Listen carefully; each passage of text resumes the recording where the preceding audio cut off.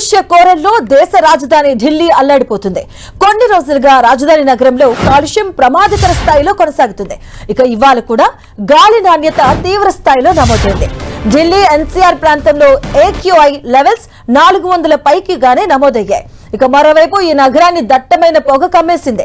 దీంతో విజిబిలిటీ పడిపోయింది. కొన్ని మీటర్ల దూరంలో వెళ్తున్న వాహనాలు కూడా కనిపించని పరిస్థితి ఏర్పడింది. ఇక ఈ పొగమంచు విమాన రైలు రాకపోకలపై తీవ్రంగా ప్రభావాన్ని చూపిస్తుంది. ఈ నేపథ్యంలో ప్రయాణికులకు ఢిల్లీ ఎయిర్పోర్ట్ కీలక అడ్వైజరీ జారీ చేసింది. ఉదయం నుంచి దట్టంగా పొగ కమ్మేయడంతో విజిబిలిటీ తీవ్రంగా తగ్గింది. గాలి నాణ్యత తీవ్రమైన స్థాయికి చేరుకోవడంతో పలు ప్రాంతాల్లో హెచ్చరికలు జారీ చేశారు. పలు ప్రాంతాల్లో గాలి నాణ్యత 400 పాయింట్లకు చేరుకుంది.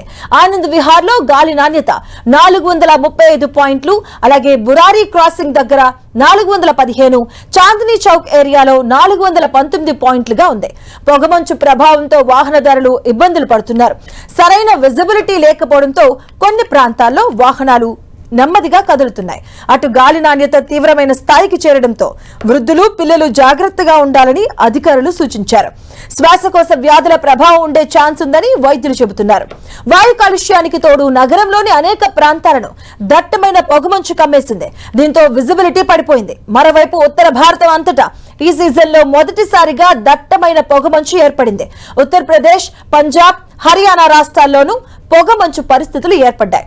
యూపీ, పంజాబ్ లో విజిబిలిటీ 50 మీటర్ల కంటే తక్కువగా నమోదైంది. దీంతో స్థానికులు తీవ్రంగా అవస్థలు పడుతున్నారు. ముఖ్యంగా పిల్లలు, వృద్ధులు శ్వాసకోశ సంబంధిత వ్యాధులతో బాధపడుతున్నారని, ఆరోగ్య సమస్యలతో సతమతమవుతున్నారు.